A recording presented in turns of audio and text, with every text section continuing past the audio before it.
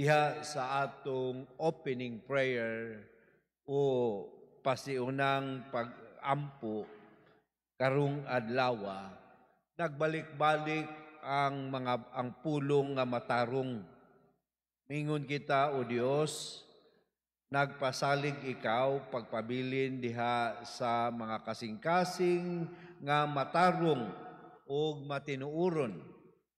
Ihatag ka namo nga tungod sa imong grasya, magpabilin kaming matarong. Unsa man gyud ang pagkamatarong.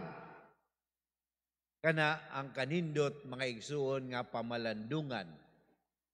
Kay ang pagkamatarong nga kanunay gimithi nato, aron unta ang Dios magapabilin kanato, mao gayud ang pagpuyo sa kinabuhi isip tinuod nga sumusunod, tinuod nga disipulo ni Kristo. Dili ako mahimong usa ka matarong kung fake ako sa akong kaugalingon. Dili matarong ang usa ka fake news. Dili matarong ang usa ka fake money. Dili matarong ang usa ka fake person. Kinahanglan matarong matinud-anon diha sa atong kaugalingon. Mao nga kanindot sa diha sa ebanghelyo, nakita nato ang pagtudlo ni Kristo nga di ay kita isip mga binuhat sa Dios, ang pagkamatarong nato dili masukod o dili makita sa unsay anaa kanato, kundili makita gayud sa unsay ipaambit nato ngadto sa uban. Ipaambit nato ngadto sa uban. Because we are person made for others. Usbon ko, we are person made for others. Gihimo ta sa Dios, dili para sa tong kaugalingon, kundi para sa uban. Busa ang barometer, ang sukdanan sa akong pagkamatarong, diha gayud sa akong pagpadayag, pagpaambit, paghatag sa akong kaugalingon ngadto sa uban. Kay kita, bitawag man sa atong kaugalingon nga mga tumutuo ni Kristo, sumusunod ni Kristo, ug mingon si Kristo, mo ni description sa atong pagkamatarong nga di ay kita adunay kinabuhi, adunay gasa sa Dios para sa uban. Ug kana mga igsuon ang atong lantawonon nga dili di ay masukod ang akong pagkamatarong kung unsay akong maangkon sa kinabuhi. Taas man ko kinabuhi, niabot naman ko karon og 75, niabot ng uban og 65, niabot ng uban og 85, baskog pa ko, matarong yun ko. Matarong ko. Kadtong last year, ang akong kwarta sa bangko na ako'y 1.5 million, karon nahimo ng 2.5 million. Matarong ko. Ngano man kay daghan na may naako nga kwarta. Mga kaigsunan, ang pagkamatarong gidescribe yun ni Kristo. Kinsa kadtong buot, kinsa kadtong buot, mosunod kanako kay si Jesus, mo man ang pinakamatarong sa tanang matarong, kinahanglan, unsa man? Tanawa, kinahanglan katulgan ang santos nga misa. Kalimtan niya yang kaugalingon, pasano niya yang cross, og musunod kanako. Ang question nato, asa naman ta dapita diha sa maong description sa pagkamatarong? Pasaan man ko, Pader, sa akong krus. Kalimot man ko sa akong kagalingon, Pader. Sunod man ko sa akong Dios. Sunod man ko kan Jesus. Unya, unsa may sumpay ana? Pero usahay ra pader. Usahay og ganahan. Usahay og inspired. Usahay og maayo og dagan ang akong kinabuhi. Usahay og naagyoy kanang kaikag sa akong kaugalingon.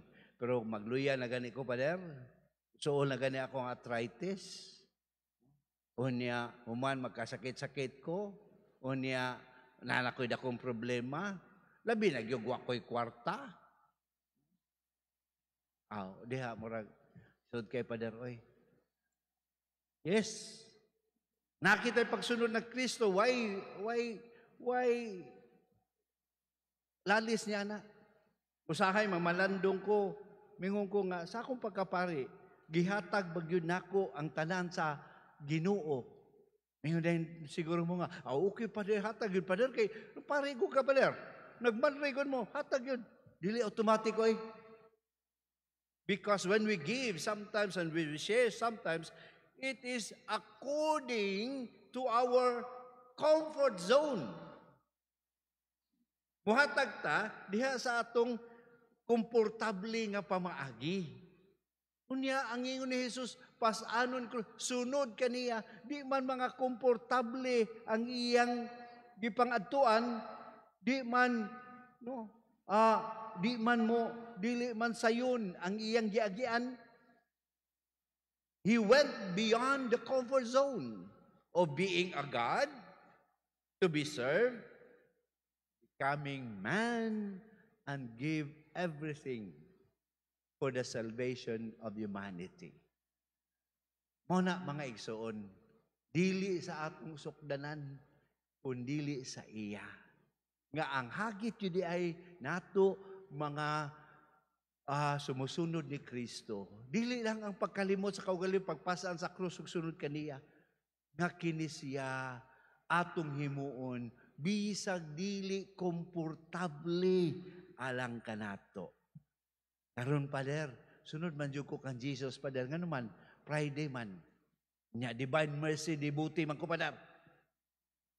So pang Friday kara. Kung Saturday na, kana, di na ayo paninood ya pader. Ako na. Di na imo. We go beyond our comfort zone. Ug ayaw kahadlok. Ngano man, kung diha sa comfort zone, beyond sa comfort zone nato, naanang mga panahon nga mo kauwawan ka, naanang panahon nga tamayon ka, naanang panahon nga lutuson ka. Si Jesus, ayaw kagulya. Nga naman, pag-abot sa amahan ako, mubarog po para kanimo. Kay nibarog ka kanako, diha sa mga kahigayunan, nga lisod ug wala ang comfort zone nimo. Busa mga igsuon, kanindot. Kadi ay, bisan sa atong unang pagbasa, gipahinumduman kita. Uniformity is not the gauge of always of unity. Kundili diha sa story sa Babel, even in diversity, we can be in unity. Kung diha sa atong kaugalingon, atong marespetuhan, atong makita ang atong papel para sa uban. Kung musud na gani sa itong kaugalingon mga igsuon, maghimo tagturi, maghimo tagingani para sa atong kaugalingong convenience, para sa atong comfort zone, diha na magsugod nga kita magkatibuagsa. Tinuod mga igsuon, nindot magyud unta ning uniformity. Nindot magyud nga tanang mga debuto sa Divine Mercy makayilo gyud karon. Dili tungod kay political color na Pero kung di ko makayilo karon, di ko Divine Mercy, kuwang-kuwang kas pa ka Divine Mercy. Kay wa ka nakayilo. Hala, kung kanang uniformity inyong gusto, apil ng ipon ninyo, payiluhan na. kana gyud uniform. Pero sa nagkalain-lain nato, ang gikinahanglan di ay mugawas ta sa atong comfort zone to respect other people. Kay diha sa diversity uban sa pagtuo kang Kristo, makakuha kitag tinuod nga unity. Busa mga igsoon, kita mamalandong. Gusto ko, Lord, nga ikaw magpuyo kanako kanunay. Maningkamot ko nga mahimong matarong. Tabangi ko na kining hagit sa pagkamatarong, andam ko kanunay 24/7 mugawas sa akong comfort zone. Aron pag-alagad, paghatag sa akong kaugalingon. Kay dinhi mo ako gihimo, dinhi ang akong kalipay, dinhi ang akong dalan sa pagsubay kanimo. Amen.